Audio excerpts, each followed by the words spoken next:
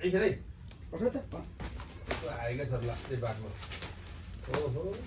ल ल लिउँ सर अवश्य मिल्छ ल लिउँ है रोलिङ एक्सन त्यस्ता गुन्द्रुकको झोलसँग भात खाने भयो होइन बुढा मसँग बस्यो भने त मासुको चोक्टासँग भात खान पाउँछौ अर्किने पनि रियाक्सन दे मासु खाँदैमा कोही ठुलो हुँदैन सबैभन्दा ठुलो कुरो त मन हुनुपर्छ विचार हुनुपर्छ बुद्धि विवेक हुनुपर्छ कान्छी कुरा ठिक हो भनेपछि मैले त्यसो भए चोखे लाग्ने गरी किन त्यहाँ भराइको छेउमा उभिरहेको उतै गयो भइहाल्यो नि त्यसो भए चोखे लाग्ने गरी के भर्याङमा उभिरा उतै गए भइहाल्यो नि ओके यता जेठीले भने कुरो ठिक हो भन्छु म मुसी कहाँ छ र ल लिउँ ल ल रोलिङ सर यता जेठीले भने कुरो ठिकै हो उता अर्किने पनि यस्तो जेठीकै गयो भइहाल्यो नि म कहाँ पनि आउनु पर्दैन भने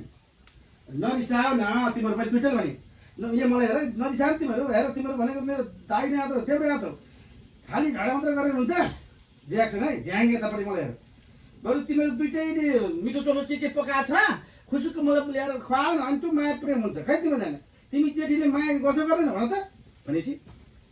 नगर्ने भए कान्छी ल्याउँदा पनि चुप्पो लाएर सौताको अनुहार हेरेर बस्थ्यो त भन्नु लिउँ सर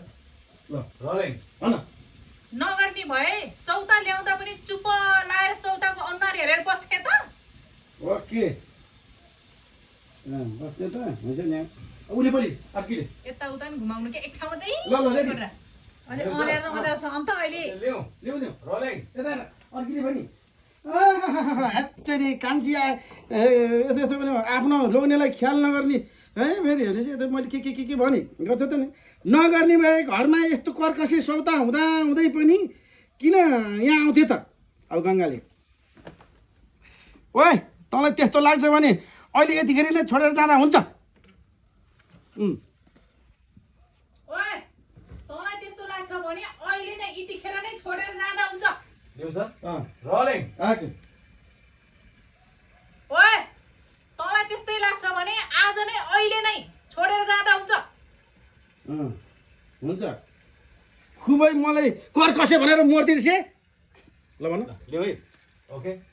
लिउँ लिउँ लिउँ रोलिङ एक्सन खुबै मलाई कर्कसे भनेर मर्दो रहेछ है मर्दो रहेछ मर्दी रहेछ है ल लिउँ सर फुका फेरि फुक्नुमा